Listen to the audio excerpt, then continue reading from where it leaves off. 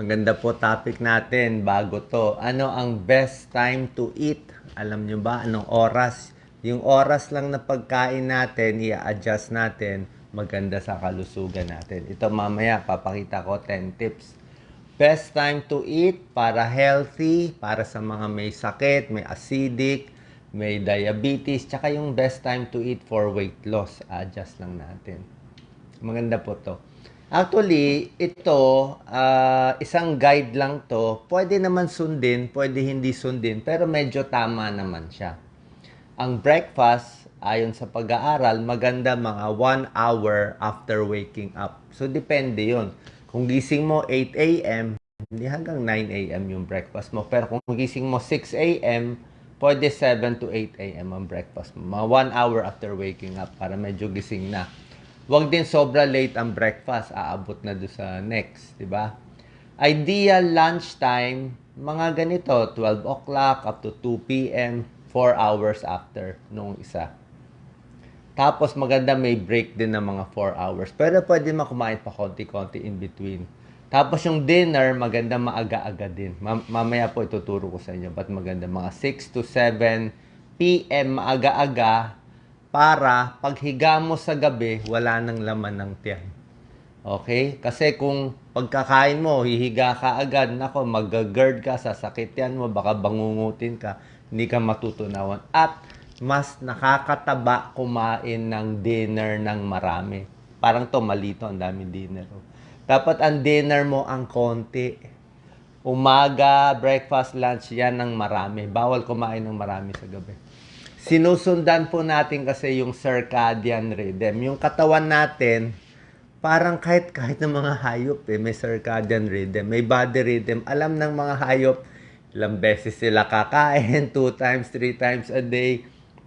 May rhythm. Ito yung normal rhythm ng tao. Pero syempre, baka sa habit nyo, baka binago nyo, baka night duty kayo, pwede nyo baguhin.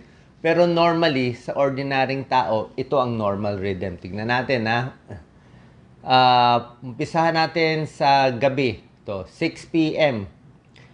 5 p.m., yan ang pinakamaganda mag-exercise. 4 to 5 p.m. Diyan pinakamalakas yung katawan.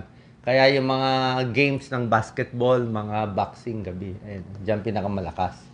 6 to 7 p.m., yan ang magandang kain. Yan 7 hanggang 8 siguro. Kasi ang pinakamagandang tulog 10 to 11 p.m. May ganung pag-aaral na po. May bagong pag-aaral na nagsasabi pag 10 to 11 p.m. ang tulog mo, less heart attack, less stroke. Kasi sumasabay ka sa rhythm. Gusto ng katawan natin, pag madilim na, tulog na. Pag may araw na, gising na. Pag hindi tayo sumunod, medyo nai-stress yung katawan. Bakit?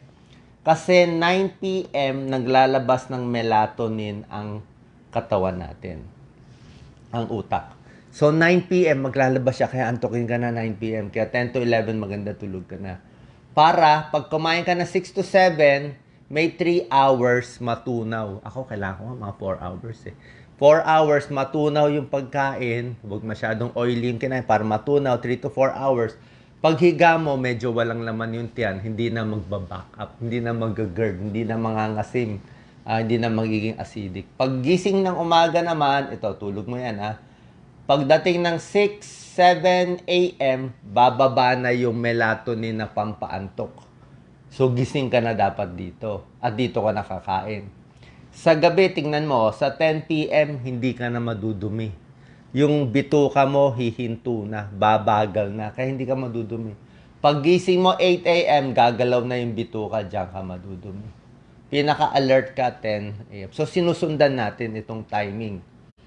Dapat ang breakfast, lunch natin may protina. Yan ang kulang sa kababayan natin. Hindi pwede puro kanin at ulam napakaliit. Kawawa naman yung mahirap. Puro kanin, tapos toyo lang o sarsa lang. Kailangan may konting protein. Yan. Kailangan may protein. Hindi ko sinasabi lahat protein. Hindi ko sinasabi high protein, puro protein lang. Iba naman yun. Dapat everything in moderation. Dapat may protein. At least 1/4 ng plato natin, either may karne, may isda, may manok, may beans, may nuts, protein to lahat to. Tuna, eggs, protein yan.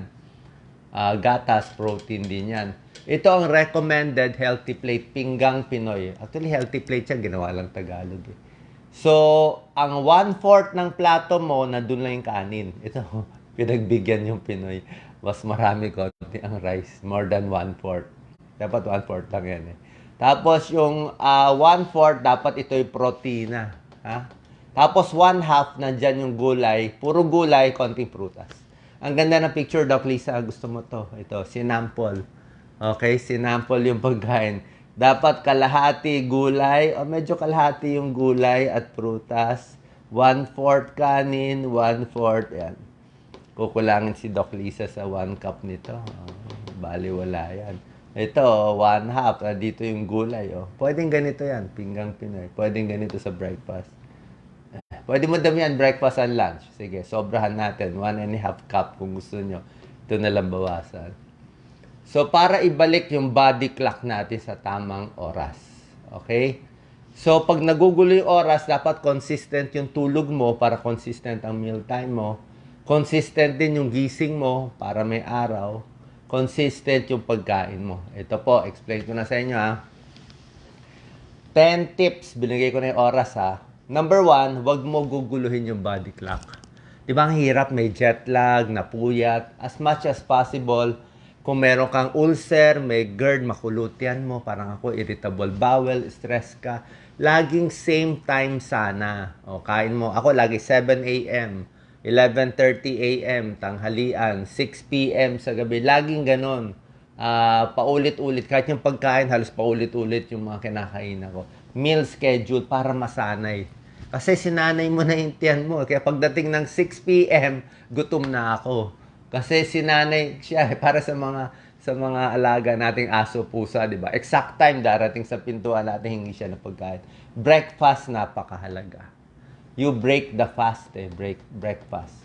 Kung makikita nyo, kung ang breakfast mo 7 a.m., tapos ang dinner mo 7 p.m., 12 hours na yun eh. So, okay yung 12 hours fasting. Ayan o. Restrict eating to 12 hours. Pwede na yun.